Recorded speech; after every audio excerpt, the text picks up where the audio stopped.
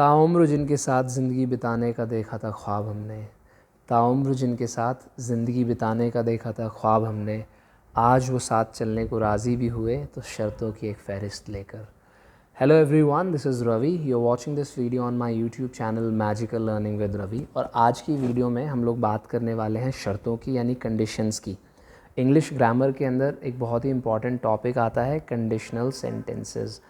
आज से पहले जितनी भी वीडियोस इस चैनल पर थी उन सब में हम लोगों ने वोकैब डिस्कस करें, बट मेरे दिमाग में आया कि आज मैं एक ग्रामर का टॉपिक आप लोगों के सामने लेकर के आऊँ। सो मैंने डिसाइड किया कि कंडीशनल सेंटेंसेस के ऊपर एक छोटी सी वीडियो बनाई जाए।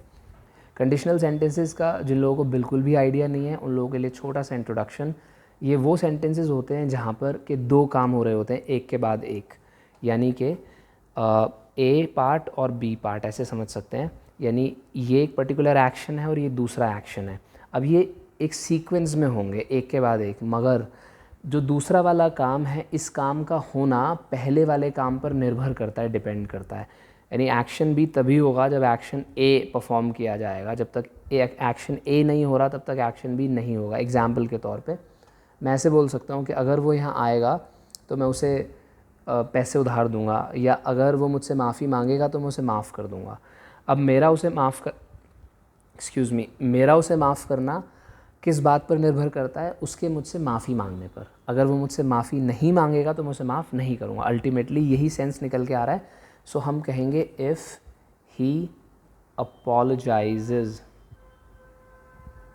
टू मी, अगर वो मुझसे माफ़ी मांगेगा, कॉमा मैं क्या कर दूंगा, मैं उसे माफ़ कर दूंगा। तो आई विल फॉरगिव हिम, मैं उसे माफ़ कर दूंगा।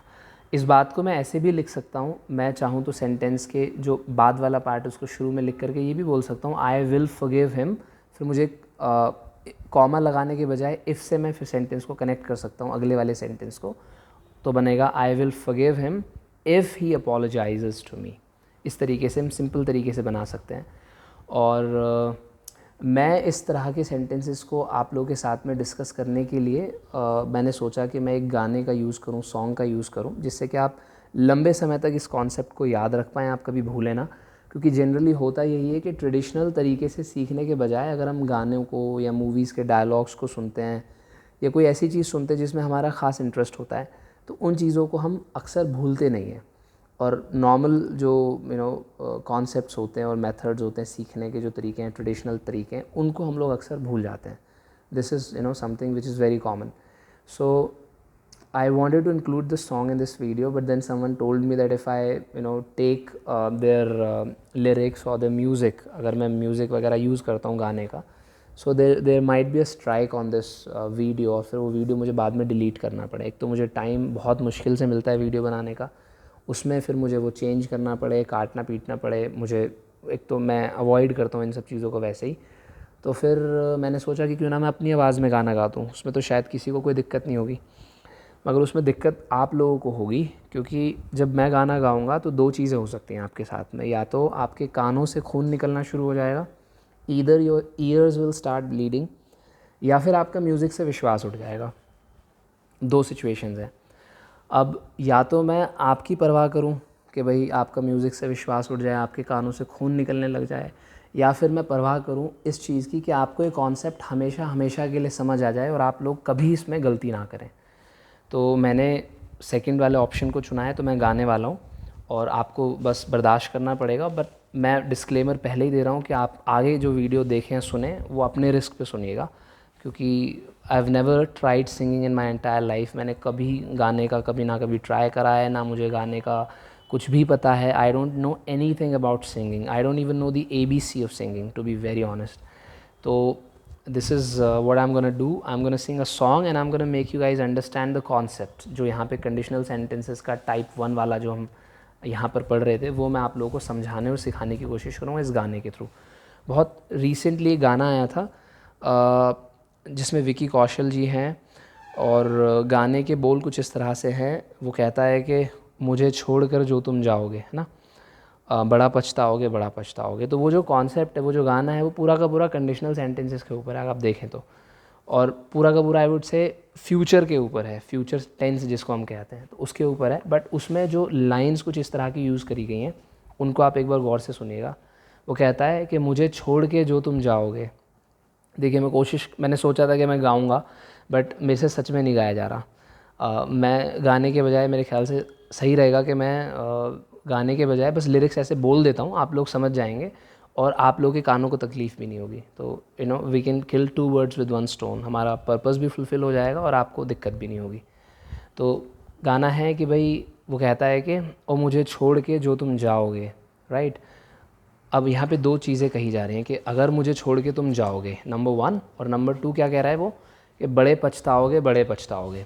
तो पछताओगे कब, पछताना कब होगा, रिग्रेट, REGRET, रिग्रेट यानी पछताना, पछतावा या पछताना दोनों है, ये वर्ब भी है और एक नाउन भी है। रिग्रेट भी हो सकता है और रिग्रेट करना एक एक्शन भी हो सकता है। तो रिग्रेट कब होगा सामने वाले को, जब वो तुम्हें छोड़ के जाएगा। तो वो कहता है अगर मुझे छोड़ के जो तुम जाओगे, राइट, बड़े पछताओगे, बड़े पछताओगे। तो मतलब ultimately what he is trying to say कि यू विल रिग्रेट, तुम पछताओगे। कब पछताओगे, इफ़, कॉमा नहीं आएगा सॉरी यहाँ पर, तुम पछताओगे, यू विल रिग्रेट इफ़, अगर तुम मुझे छोड़ के जाओगे, इफ़ यू लीव मी। ये चीज़ समझने की है। लोग अक्सर क्या करते हैं, वो दोनों ही पार्ट्स में फ्यूचर समझ करके विल लगा देते हैं। वो बोलते हैं if you will leave me you will regret, जबकि वो गलत हो जाएगा।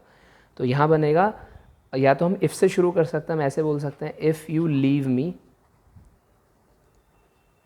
कॉमा आ जाएगा, यू विल रिग्रेट, अगर तुम मुझे छोड़ोगे तो तुम पछताओगे, if you leave me you will regret. या तो हम ऐसे बना सकते हैं, या फिर लिख सकते हैं इसका उल्टा, you will regret if you leave मी, जो मैंने यहाँ पे पहले लिखा।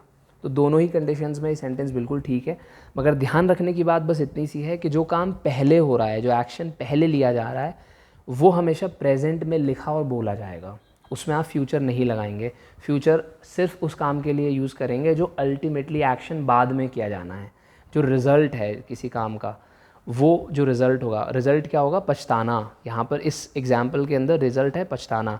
तो वो जो पछतावा है, पछतावे वाली बात है, उसमें हम विल का यूज़ करेंगे। बाकी जो उससे पहले जितने भी काम हो रहे हैं उनमें हम प्रेजेंट का यूज़ करेंगे, क्योंकि वो सारी की सारी कंडीशंस हैं, कंडीशंस रखी गई हैं कि भाई अगर तुम मुझे छोड़ के जाओगे तो पछताओगे। ठीक है।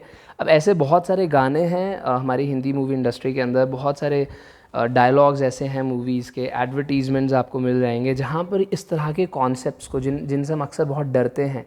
अब ये टाइप 1 है आप लोगों के सामने, टाइप 2 भी मैं डिस्कस करूँगा गानों के साथ ही, टाइप 3 भी डिस्कस करूँगा गानों के साथ ही, और आप कब सीख जाएंगे आपको पता भी नहीं चलेगा।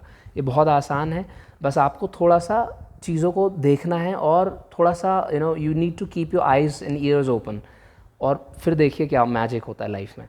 खैर आज के लिए इतना ही रहेगा। Thank you so much guys for listening to me and watching this video. एक और गाना मुझे अभी भी याद आ रहा है, वो भी इसमें लग सकता है अगर आप लगाना चाहें। जैसे आपने गाना सुना होगा तूने साथ जो मेरा छोड़ा, सुना है आप लोगों ने गाना, तूने साथ जो मेरा छोड़ा। तो देखो फाइनली मैंने गाना शुरू कर ही दिया, दीवाना तेरा मर जाएगा। अब उसने कंडीशन रखी भाई दीवाना मर जाएगा, right, your lover will die. कब मरेगा वो, तूने अगर साथ छोड़ दिया, इफ़ यू लीव मी, या इफ़ यू लेट्स से मतलब अगर तुम मुझे, if you part ways from me, अगर तुम मुझसे दूर हो जाओगे, या इफ़ यू फॉरसेक मी, तुम मुझे छोड़ के चले जाओगे, इफ़ यू अबैंडन मी, तो वो वाली जो सिचुएशन है वहाँ पर वो बंदा मर जाएगा, दीवाना तेरा मर जाएगा। तूने नाता जो मुझसे तोड़ा, दीवाना तेरा मर जाएगा। तो नाता तोड़ना मतलब रिलेशनशिप बेकार करना, ख़राब करना। तो इस तरह के सेंटेंसेस में हम ये कॉन्सेप्ट यूज़ कर सकते हैं। तो इस चीज़ को ध्यान रखेंगे। और आपके दिमाग में अगर कोई ऐसा गाना है, ऐसा कोई थॉट आ रहा है जहाँ पर कि हम ये सेंटेंसेस को यूज़ कर सकते हैं, तो आप मुझे कमेंट में लिख के ज़रूर बताइएगा। इस वीडियो के शुरुआत में मैंने एक शेर पढ़ा था, वो शेर मैंने अभी इस वीडियो को रिकॉर्ड करने से पहले लिखा अपने आप, ओरिजिनल है मेरा वो। और आप उसके बारे में बताइएगा वो आपको कैसा लगा। और thank you so much for watching this video once again, and I will see you guys in the next video very soon. Thank you and take care, bye bye.